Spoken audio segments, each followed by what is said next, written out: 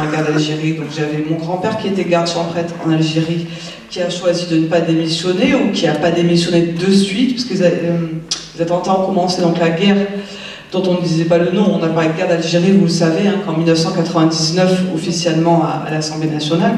Donc pendant les événements d'Algérie en 1954, mon grand-père n'avait pas démissionné, il a été assassiné à l'été 1955, donc assez vite. Une partie de ses enfants, donc son fils aîné, a choisi pour protéger la famille ou en réaction de vengeance, je ne sais pas, comme beaucoup d'ailleurs, il a choisi de rentrer dans une ARCA, dans l'armée française, on va dire pour simplifier pour les collégiens, dans l'armée française. Et j'ai un oncle aussi qui par contre travaillait en tant qu'immigré algérien en France, lui a été sensibilisé à la cause FLN en France, donc une partie était indépendantiste dans ma famille. Quand je suis retournée en Algérie, on voyait que, quand je suis allée en Algérie, parce que je suis née en France, quand je suis allée en Algérie, on voyait que toutes les familles avaient connu le même sort, étaient divisées entre ceux qui étaient considérés comme traîtres et donc qui ont pris la fuite, pour ceux qui ont eu la chance de prendre la fuite, hein, parce qu'une grande partie, vous l'aurez compris, ont été massacrés. Même si les historiens ne donnent pas de chiffres, hein, il ne faut pas spéculer non plus mais sur les morts, mais on ne peut pas donner de chiffres précis, faute d'enquête à l'époque, faute de preuves historiques, et on n'a pas d'archives algériennes. On a juste un rapport d'un sous-préfet d'Agbou en Kabylie, en Algérie, qui parle des massacres de Harki dans le détail. Et donc ces familles-là ont été menacées, donc une grande partie a réussi à fuir en France.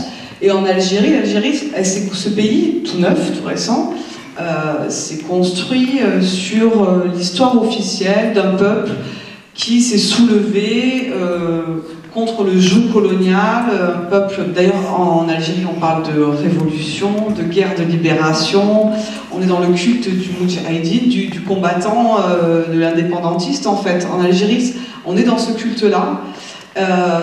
Dans cette héroïsation du combattant, on invente des données chiffrées sur le nombre de membres du FLN, et du coup, en Algérie, pour que l'Algérie se construise, il fallait un héros, ça a été l'indépendantiste, le FLN qui a pris le pouvoir après en Algérie, et il fallait, pour ce héros, pour qu'il existe, il fallait un contre-héros, il fallait un ennemi, tu vois. Et du coup, on a choisi la figure du harki, et on l'a désigné comme traître. En fait, ça renvoie à plein de réalités différentes, de gens qui ont des postes civils, des militaires, différents grades aussi chez les militaires, différents statuts. Voilà. Et donc, en France, on a nous aussi écho de cette étiquette du harki en tant que traître, parce que c'est la population immigrée algérienne qui a grandi avec cette éducation. Là, tu vois, c'est l'endoctrinement. Les cours d'histoire en Algérie, on te dit que c'est des traîtres. Donc c'est cette jeunesse-là aussi immigrée algérienne qui colporte en fait ces propos de la propagande étatique algérienne. Voilà.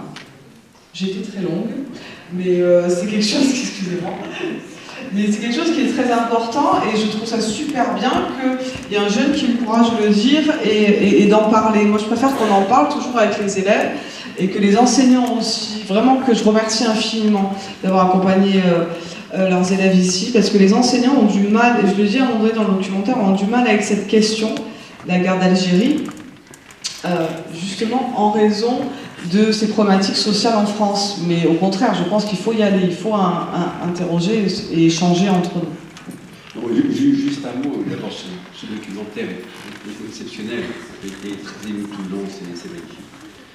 Il y a un mot qui me gêne, vraiment de toujours, c'est le mot d'intégration. C'est un mot qui me gêne parce que j'ai vécu 62, j'avais 10 ans, j'ai accompagné des gens qui venaient d'Algérie. Ils étaient rapatriés, c'est-à-dire retour à la patrie. Ils n'étaient pas immigrés. Et donc, il n'avait pas lieu pour eux de s'intégrer, mais de simplement être accueillis. Et c'est la fonction que nous avons eue en 62, la famille, moi-même, parce que j'avais des amis de mon âge, qui étaient en classe, ils étaient accompagnés, ils étaient aidés, mais en aucun cas, on a même pensé à un seul instant à les intégrer. Ça me gêne, parce qu'il y a des rapatriés et immigrés, ça n'a rien à voir, c'était des gens de notre patrie, et ils étaient chez eux et chez nous. Je vous remercie. Alors, c'est important d'échanger là-dessus, puis on est sur des questions de vocables qui renvoient à des pensées sociales et politiques personnelles, propres à chacun. Moi, je pense que les harkis ne sont pas rapatriés. Ils retournent pas chez eux. Tous les Harkis ne connaissaient pas la France. Ils étaient français de l'époque coloniale, c'est-à-dire qu'il y avait bien deux catégories de Français. Français de souche nord-africaine, Français de souche européenne, ils n'avaient pas les mêmes droits. Oui, sur le papier, ils étaient français, mais c'était l'étiquette coloniale, si vous voulez. Les jeunes, vous avez appris la colonisation, il y avait quand même deux statuts différents. Ils n'avaient pas les mêmes droits. Donc ils ne retournaient pas chez eux, ils n'avaient pas les mêmes droits, ils n'étaient pas considérés comme français, ces gens. On les appelait les indigènes, c'était les indigènes de la République. Alors on se rappelait qu'ils étaient français au moment des deux guerres mondiales.